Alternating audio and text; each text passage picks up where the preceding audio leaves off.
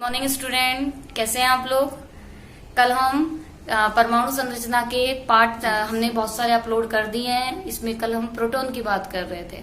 Proton की खोज कैसे हुई, किसने करी, ये सारी बातें मैं आपको बता चुकी हूँ। क्या क्या इसके गुण थे ये भी मैंने आपको बताई है। अब मैं आपको जो बताऊंगी वो बताऊंगी कि इस पर कितना आवेश होता है, कितना द्रव्यमान होता है और इस पर कितना विशिष्ट आवेश होता है। और इसके बाद हम इसके फाइनल एक लास्ट तत्व है या मूलभूत तत्वों में लास्ट हमारा देखने को मिलेगा न्यूट्रॉन। बहुत ही छोटा टॉपिक है, बहुत ही सिंपल है और मैं सोच रही हूँ कि शायद आप सबको समझ आ रहा होगा। अगर कोई भी प्रॉब्लम आ रही है तो प्लीज कमेंट बॉक्स में लिखिए। चलिए हम स्टार्ट करते हैं। हम बात कर रहे हैं हमारे चैप्टर परमाणु संरचना में। कल हमने बात करी थी प्रोटॉन की खोज के बारे में कि प्रोटॉन की खोज कैसे हुई। तो मैंने आपको कल बताया था कि कल हमने एक विसर्जन नलिका ली थी।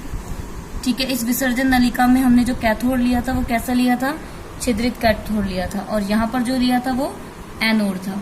और इसको किससे जोड़ दिया था, 1000 वोल्ट के एक सोर्स से जोड़ दिया था। और यहाँ क्या लगा दिया था, एक निर्वात पंप लगा दिया था। ठीक है, तो हमने कहा कि कल हम प्रोटॉन की खोज कर रहे थे तो हमने अपने प्रयोग में क्या लिया था, ये कांच की विसर्जन नली ली थी, निर्वात पंप लगाया था और इसको किससे जोड़ दिया था, सोर्स से जोड़ दिया था। और यहाँ हमने कौन सा लिया था, ये जो हमने कैथोड लिया था वो कैसा कैथोड था, छिद्रित कैथोड के रूप में लिया था।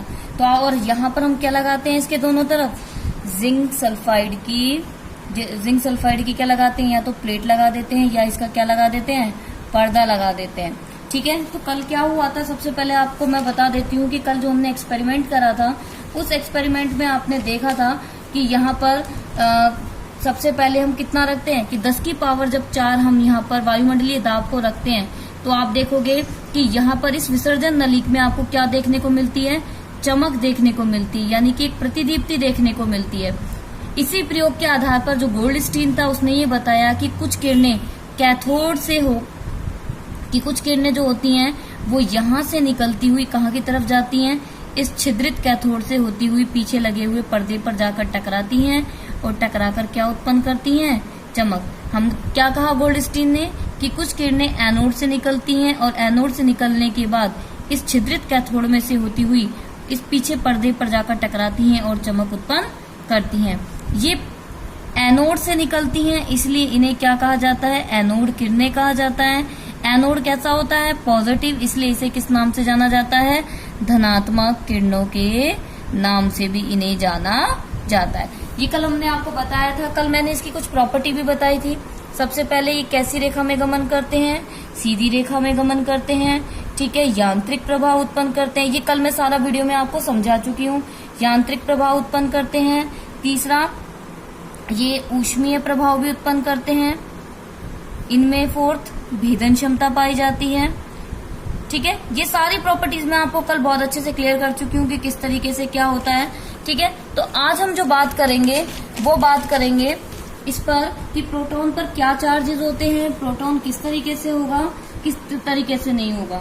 ठीक है, तो आइए हम इस पे बात करते हैं। देखिए, इस पर यदि सबसे पहले हम बात करें तो मैं आपको बता देती हूँ कि ये भी एक मूलभूत कणों के रूप में है। किस रूप में है, मूलभूत कणों के रूप में। आपको मैं कल बता चुकी हूँ कि मूलभूत कणों में इलेक्ट्रॉन होता है, प्रोटॉन होता है और न्यूट्रॉन होता है। ठीक है, तो न्यूट्रॉन की बात तो अभी हम करेंगे ही नहीं क्योंकि अभी हम अगले उसमें बात करेंगे। अभी हम बात कर रहे हैं प्रोटॉन की। इलेक्ट्रॉन की बात हम कर चुके हैं। तो मैं आपको बता देती हूँ, पर इस पर जो आवेश होता है यानी कि इस पर जो चार्ज होता है वो होता है प्लस 1.6 इंटू 10⁻⁻19 कूलम। हाँ जी, आप कंफ्यूज हो रहे होंगे कि यहाँ पर ये चार्ज कैसे। मैं आपको बता देती हूँ, ये धनात्मक है, धनात्मक किरणें हैं या धनात्मक कणों से मिलकर बना है, इसलिए इस पर जो चार्ज है वो आगे पॉजिटिव लगता है। ठीक है, और हम देखते हैं कि यहाँ पर गैसों के लिए जो आवेश होता है वो इलेक्ट्रॉन के समान माना जाता है। ये बात आपको मैं बता देती हूँ, गैसों के लिए इस नली में जो आप देखेंगे, गैसों के लिए यहाँ पर जो आवेश होगा वो किसके समान माना जाएगा, इलेक्ट्रॉन के समान माना जाता है। इसलिए यहाँ पर इसका जो आवेश लिया जाता है वो इलेक्ट्रॉन का ही लिया जाता है, लेकिन ये धनात्मक होती है इसलिए आगे पॉजिटिव साइन लगा दिया जाता है। तो दोबारा सुनिए कि इस पर जो आवेश होता है वो प्लस 1.6 इंटू 10⁻⁻19 कूलम होता है। ठीक है, तो हमने ये कहा कि सभी गैसों के लिए जो आवेश होता है यहाँ पर यदि इलेक्ट्रॉन के समान ले लें, ठीक है, इलेक्ट्रॉन के समान यहाँ लेते हैं, इसलिए इसका चार्ज ये है और ये धनात्मक होता है। और आप देखोगे कि यहाँ पर इसका यदि हम द्रव्यमान बात करें कि इसका द्रव्यमान कितना होता है, तो द्रव्यमान इसका होता है 1.67 इंटू 10 की पावर -27 kg। ठीक है, मास यानी कि इसका कितना हो जाएगा भाई, 1.67 इंटू 10 की पावर -27 kg इसका मास हमें देखने को मिलता है। यदि मैं इसको ग्राम में लिखूं तो 1.67 इंटू 10 की पावर -24 ग्राम। ठीक है, ये चीजें आपको याद रखनी होंगी क्योंकि ये आगे न्यूमेरिकल्स में काम आने वाली है। और इसे हम प्रदर्शित करते हैं P+ से। अगर आपसे कोई पूछे प्रोटॉन को कैसे प्रदर्शित करते हैं, तो प्रोटॉन को हम P+ से प्रदर्शित करते हैं और इलेक्ट्रॉन को E- से प्रदर्शित करते हैं। ठीक है, अब मैं आपको इसमें एक अच्छी सी चीज बता देती हूँ कि द्रव्यमान जो होता है, प्रोटॉन का जो द्रव्यमान होता है वो हाइड्रोजन परमाणु के द्रव्यमान से लगभग बराबर पाया जाता है। यानी कि जो हाइड्रोजन का द्रव्यमान होगा, हम क्या कह रहे हैं कि जो हाइड्रोजन का द्रव्यमान है, हाइड्रोजन का जो द्रव्यमान है उसको हम किसके इक्वल लेते हैं, प्रोटॉन के द्रव्यमान के इक्वल लेते हैं। इसलिए इन कणों को क्या कहा जाता है, प्रोटॉन के कण भी कहा जाता है। ठीक है, प्रोटॉन की खोज की बात हो रही थी, कल ये सारा कुछ मैं बता चुकी थी। आज हमने कहा कि ये मूलभूत कण होते हैं, इन पर आवेश 1.6 इंटू 10 की पावर -19 कूलाम होता है। इनका यदि द्रव्यमान की बात की जाए तो 1.67 इंटू 10 की पावर -27 kg में, और ग्राम में बात करेंगे तो 1.67 इंटू -24 ग्राम में होगा। ठीक है, हमने कहा कि हाइड्रोजन का द्रव्यमान प्रोटॉन के द्रव्यमान के क्या होता है, यहाँ पर बराबर पाया जाता है। एक चीज मैं आपको बता देती हूँ, लगभग बराबर पाया जाता है। अगर बराबर होता, फर्क होता है बराबर और लगभग बराबर में। ठीक है, तो ये तो बात हुई अपनी किसकी, प्रोटॉन की। ठीक है, हाँ, आप अभी इसमें एक चीज भूल रहे हैं और आपने मुझे भी याद नहीं दिलाई कि इसका विशिष्ट आवेश क्या होगा। इसका विशिष्ट आवेश विशिष्ट आवेश कल मैंने आपको बताया था कि E/m, यानी कि E का मतलब चार्ज और m का मतलब मास। ठीक है, तो हम यहाँ पर देखेंगे कि इनका चार्ज अपॉन मास कितना देखने को मिलता है। तो आपके लिए मैं एक छोटा सा काम दे रही हूँ, आप इसको निकाल के देखिएगा। देखिए चार्ज कितना होता है इस पर, प्लस का 1.6 इंटू 10 की पावर -19, और इस पर द्रव्यमान कितना होता है 1.67 इंटू 10 की पावर 27। तो ये कुछ 1 के अप्रोक्सीमेट आएगा। ठीक है, इसका E/m किसके इक्वल आएगा, अप्रोक्सीमेटली 1 के इक्वल आता है। क्लियर है यहाँ तक। चलिए अब हम बात करते हैं न्यूट्रॉन की। लास्ट एंड फाइनल टॉपिक है इसका ये, न्यूट्रॉन क्या होता है। ठीक है, ये भी क्या है, तीसरा मूलभूत कण है। ये भी कैसा कण है, तीसरा मूलभूत कण है। देखिए इसकी जो खोज की थी वो की थी जेम्स चैडविक ने। एक साइंटिस्ट थे जेम्स चैडविक।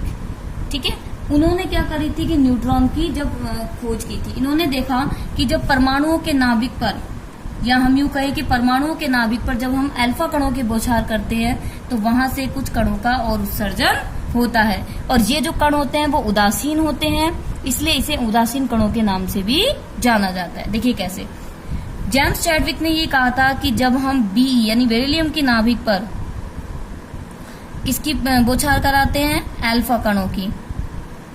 ये हो गए आपके अल्फा कण, इसे हम हीलियम भी बोलते हैं। तो जब Be के नाभिक पर किसकी बौछार कराई जाती है, हीलियम कणों की बौछार कराई जाती है, तो कार्बन के एक समस्थानिक क्या होते हैं, ये भी मैं आपको बताऊंगी नेक्स्ट वीडियो में कि समस्थानिक क्या होते हैं और ये कैसे क्या इनका निर्माण होता है। और साथ के साथ यहाँ से कुछ उदासीन कण निकलते हैं। इन उदासीन कणों को क्या कहा जाता है, न्यूट्रॉन के नाम से जाना जाता है। तो मैं बताती हूँ दोबारा से, न्यूट्रॉन क्या होता है कि यह परमाणु का तीसरा मूलभूत कण है। इसकी जो खोज की थी वो जेम्स चैडविक ने की थी 1932 ईस्वी में। कौन सी ईस्वी में करी थी, 1932 में की थी। ठीक है, और हम आपको ये बता दें कि परमाणुओं के नाभिक पर जब हम छोटे छोटे कणों की बौछार कराते हैं तो आप देखोगे कि यहाँ पर किसी उदासीन कणों का उत्सर्जन होता है और उन्हें किस नाम से जाना जाता है, न्यूट्रॉन के नाम से जाना जाता है। जब Be के नाभिक पर, देखिए ये तो होता है, ये मैं आपको बता देती हूँ, ये तो होती है इसकी क्या, बताइए, थोड़ा सा आपने 10th में पढ़ा है ये सारी चीजें, बताइए। जी हाँ, बिल्कुल सही बोल रहे हैं आप लोग। ये वाला होगा हमारा द्रव्यमान और ये होता है परमाणु क्रमांक। ठीक है, ये द्रव्यमान और ये परमाणु क्रमांक। तो जब Be पर हीलियम, इसको हम क्या बोलते हैं, अल्फा कण भी बोलते हैं, इसकी जब बम्बार्ड कराई जाती है, जैसे ये मान लीजिए Be का नाभिक है, इस पर जब मैं अल्फा कणों की बम्बार्ड कराऊंगी तो यहाँ से क्या होगा, कुछ कण निकलेंगे। एक तो यहाँ पर कार्बन का समस्थानिक बनता है, समस्थानिक नाम से ही समझ आ रहा होगा, अर्थात जिनके स्थान समान हो। स्थान समान का मतलब जिनका परमाणु क्रमांक समान होता है। ठीक है, तो ये क्या हो गया, कार्बन का एक समस्थानिक है। ये सारे आगे मैं वीडियो में बताऊंगी आपको कि समस्थानिक क्या होते हैं, किस तरीके से काम करते हैं। और हमारा मेन कौन सा यहाँ निकलता है, एक उदासीन कण निकलता है जिसे हम न्यूट्रॉन के नाम से जानते हैं। तो हमने क्या कहा, बेरिलियम के नाभिक पर जब हम, ये क्या है आपका, बेरिलियम के नाभिक पर हमने किसकी बौछार कराई, यहाँ पर हमने हीलियम, इसको हीलियम भी बोलते हैं और अल्फा कणों के नाम से भी जानते हैं। तो यहाँ पर आप देखोगे कि एक नए तत्व के रूप में तो कार्बन का समस्थानिक मिलता है और दूसरा क्या बनता है, उदासीन कण मिलता है। देखिए, इसे उदासीन कण कहते हैं, इसलिए उदासीन कण होने के कारण इस पर कोई आवेश नहीं पाया जाता, इस पर कोई भी आवेश नहीं पाया जाता। क्लियर है ये बात, क्योंकि ये कैसा कण है, उदासीन, और जो उदास होता है वो कोई आवेश नहीं रखता है। ठीक है, और इसका जो द्रव्यमान होता है, इसका जो द्रव्यमान की बात की जाएगी, इसका जो द्रव्यमान होता है वो प्रोटॉन के द्रव्यमान के बराबर होता है। यानी कि जितना द्रव्यमान प्रोटॉन का होगा उतना ही द्रव्यमान न्यूट्रॉन का भी देखने को मिलेगा। तो हम कह सकते हैं इसका द्रव्यमान कितना हो जाएगा, 1.67 इंटू 10⁻27 kg के इक्वल हो जाएगा। ठीक है, तो यहाँ तक की बात समझ में आई इसकी। और आपको मैं बता देती हूँ कि यहाँ पर इस पर जो आवेश है वो क्या होता है, बिल्कुल भी नहीं होता, यानी कि इक्वल टू 0 होता है। अब मैं आपको एक सारणी बनाती हूँ, उसमें आप देखिए कि किस तरीके से क्या क्या किसका होगा। तो देखिए, सबसे पहले हम इधर लिखेंगे कण, कण में हम इलेक्ट्रॉन की बात करेंगे, प्रोटॉन, सॉरी रुकिए, मैं एक बार ऐसे लिख देती हूँ, फिर आपको प्रतीक भी लिख देती हूँ। Electron, proton, neutron. इलेक्ट्रॉन को शो करते हैं इस तरीके से, प्रोटॉन को इससे और न्यूट्रॉन को इससे।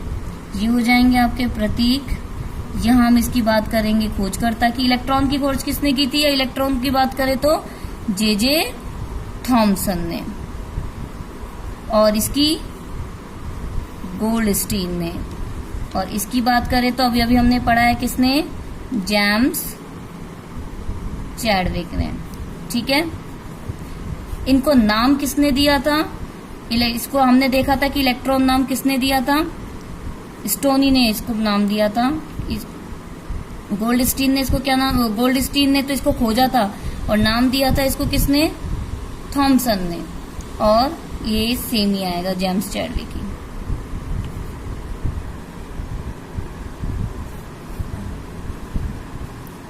आवेश की बात करी जाए तो कल आपको बता चुके हैं इलेक्ट्रॉन पर आवेश -1.602 इंटू 10⁻⁻19 कूलाम, और इस पर कितना होता है +1.602 इंटू 10⁻⁻19 कूलाम।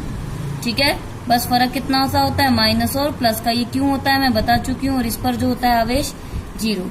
अगर मैं द्रव्यमान की बात करूँ, तीनों में द्रव्यमान की, तो इलेक्ट्रॉन का द्रव्यमान 9.1 इंटू 10⁻⁻31 kg, और प्रोटॉन का 1.67 इंटू 10⁻⁻27 kg, और न्यूट्रॉन का 1.67 इंटू 10⁻⁻27 kg देखने को मिलता है। तो हम दोबारा से बात करते हैं। देखिए, हमने क्या कहा, कण इलेक्ट्रॉन को E से, प्रोटॉन को P से, न्यूट्रॉन को N से करते हैं। इनकी खोज जे थॉमसन ने की थी, इसकी गोल्डस्टीन ने, इसकी जेम्स चैडविक ने। नाम स्टोनी ने, थॉमसन ने और जेम्स चैडविक ने दिया था। आवेश की बात करें तो इलेक्ट्रॉन पर आवेश -1.602 इंटू 10⁻⁻19 कूलाम होता है। प्रोटॉन पर बस फर्क इतना होता है कि ये नेगेटिव में होता है और ये पॉजिटिव में। और न्यूट्रॉन होते हैं वो आपके उदासीन होते हैं, इसलिए इस पर कोई चार्ज नहीं होता। और इसका द्रव्यमान 9.1 इंटू 10 की पावर माइनस 31 किलोग्राम और प्रोटॉन का 1.67 इंटू 10 की पावर माइनस 27 किलोग्राम। और आपको पता है कि इलेक्ट्रॉन प्रोटॉन के बराबर है, क्योंकि दोनों ये मूलभूत है, ये नाभिक के अंदर मिलेंगे, इसलिए इसका सेम होता है।